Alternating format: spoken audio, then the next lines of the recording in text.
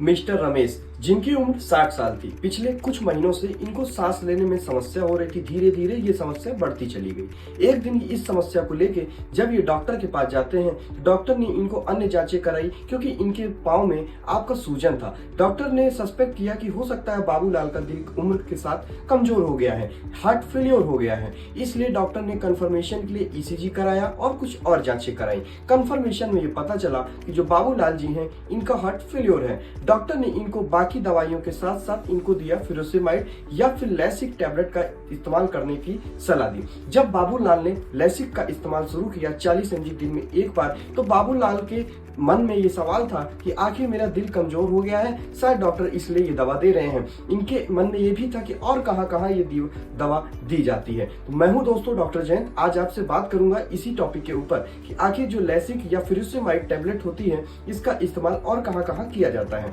और मैं ये भी बताऊंगा कितना इसका डोज दिया जाता है, कौन सी कंडीशन में आपको इसका ध्यान रखना चाहिए, कब इसका इस्तेमाल नहीं करना चाहिए। वीडियो में अंत तक बने रहिएगा ताकि आपसे कोई जानकारी रह ना जाए। आइए समझते हैं फ्यूरोसेमाइड के बारे में। दोस्तों, ये जो आपकी फ्यूरोसेमाइड है एक तरीके की डायूरेटिक है, मतलब कि पेशाब को बढ़ाने वाली दवा है। ये तब दिया जाता है जब हमारे बॉडी में किसी तरीके का आपका एडिमा हो गया है, सूजन हो गया है। अब ये सूजन के कारण तो कई हो सकते हैं। सूजन तो कई बार हमें चोट लगने की वजह से भी हो सकता है। क्या इसका इस्तेमाल करना है? जी नहीं। सूजन हमारे बॉडी में एडिमा अगर किसी बीमारी की वजह से है, जैसे कि बाबूलाल के केस में था, बाबूलाल का जो हार्ट फेलियर था, इसलिए हमने बाबूलाल जी को 20 mg टैबलेट से शुरुआत किया था।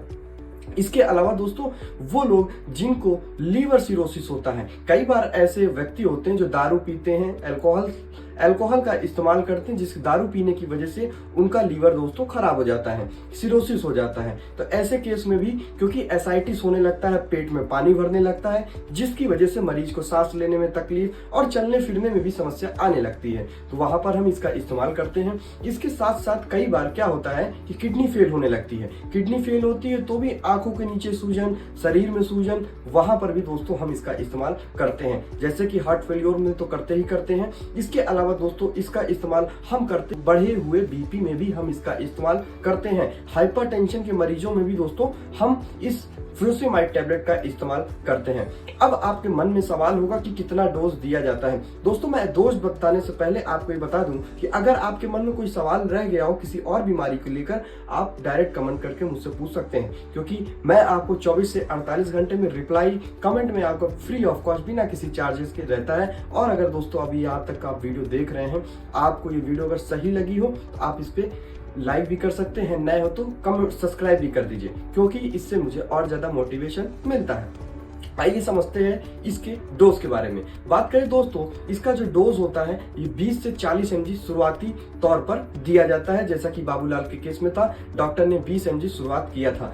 अब एक चीज और बता दूं, अक्सर इसका इस्तेमाल लोग रात में कर लेते हैं, समझ लेते हैं डॉक्टर ने बताया नहीं या फिर मेडिकल स्टोर वाले भैया ने आपको नहीं बताया। तो इसका इस्तेमाल अक्सर दिन में करिए, क्योंकि बार बार पेशाब जाएंगे तो आप होंगे परेशान, इसलिए इसका इस्तेमाल सुबह ही करना होता है। बात करेंगे 20 से 40 mg प्रिस्क्राइब किया जाता है। जरूरत पड़ने में इसका डोज 100 से लेकर 140 मिलीग्राम तक किया जा सकता है। ये तो था टैबलेट की बात। इसके अलावा दोस्तों बात करूं, इसके इंजेक्शंस भी आते हैं लैसिक्स का। कई बार एकदम से मरीज हाइपरटेंसिव में आता है, क्राइसिस लेके या किसी और समस्या को लेकर आता है, तो डॉक्टर तुरंत बोलते हैं इमरजेंसी में कि सिस्टर जी, या फिर आप किसी भी स्टाफ से बोलते हैं कि तुरंत इनको लैसिक्स लगाइए। क्यों? क्योंकि आपको उस समय कंट्रोल करना है। लेकिन उसका भी डोज 20 से 40 मिलीग्राम ही रहता है, लेकिन वो स्लो इन्फ्यूजन चलता रहता है दोस्तों। अब आइए समझ लेते हैं दोस्तों इसके साइड इफेक्ट क्या होंगे। जैसा कि मैंने बताया कि ये आपकी बॉडी से पानी तो निकाल रहा है। अब कई बार क्या होता है कि ये ज्यादा पानी निकल जाता है किसी किसी का मतलब, क्योंकि ये लैसिक्स है, फ्यूरोसेमाइड है, बॉडी से पानी को निकाल रही है, हमारे किडनी से पानी को बाहर कर रही है। पानी के साथ साथ दोस्तों इसमें नमक यानी कि सोडियम भी निकलता है, जिसकी वजह से मरीज को कई बार बीपी कम हो जाता है। बीपी कम होता है, मरीज को चक्कर आने शुरू हो जाते हैं, या फिर किसी को एकदम से डिहाइड्रेट हो गया है, तो वैसे केस में कुछ साइड इफेक्ट देखने को मिलते हैं। इसके अलावा कई बार अक्सर कुछ दिन बाद हमारे पास मरीज जब आते हैं, ये कहते हैं डॉक्टर साहब जब आपने मुझे इंजेक्शन लगाया था फ्यूरोसेमाइड का तब तो मैं ठीक था, लेकिन अभी मुझे कुछ कान से जुड़ी समस्याएं आ रही हैं, मुझे हियरिंग प्रॉब्लम हो रही है। या फिर मरीज ये भी बता सकते हैं कि हो सकता है मरीज ये भी बता सकते हैं कि डॉक्टर साहब मुझे यूरिक एसिड हमारा बढ़ गया, ऐसा क्यों, हमने तो ऐसी कोई दवाई खाई नहीं, हमने तो ऐसा कुछ किया नहीं। तो दोस्तों ये इसके साइड इफेक्ट है, इसमें आपको घबराने की बात नहीं है।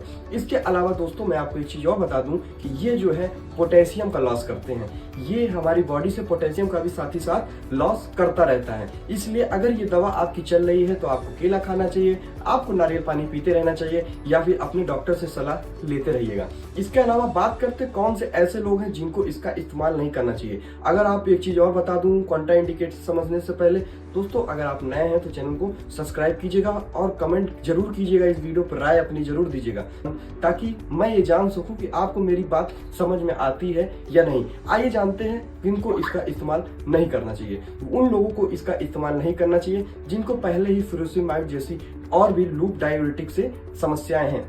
इसके अलावा ऐसे लोगों को भी इसका इस्तेमाल नहीं करना चाहिए जिनको किडनी से जुड़ी समस्याएं हैं। महिलाओं में मैं बात करूं प्रेगनेंसी के दौरान सावधानी रखनी चाहिए अगर ये टैबलेट आपकी चल रही है तो। साथ ही साथ मैं आपको बता दूं पहले ही जिनका बीपी लो रहता है उनको भी फ्यूरोसेमाइड यूज करने से पहले अपने डॉक्टर से सलाह जरूर लेनी चाहिए। दोस्तों वीडियो में अंत तक बने रहने के लिए आपका बहुत बहुत धन्यवाद। वीडियो अगर आपको समझ में आया हो, कोई भी डाउट हो कमेंट कीजिए, पूछिए मुझसे और अपनी राय जरूर दीजिएगा। मिलते हैं अगली वीडियो में किसी और दवा के साथ, आपको जागरूक करूंगा। तब तक के लिए सावधान रहिए, स्वस्थ रहिए और मस्त रहिए। Thank you, have a nice.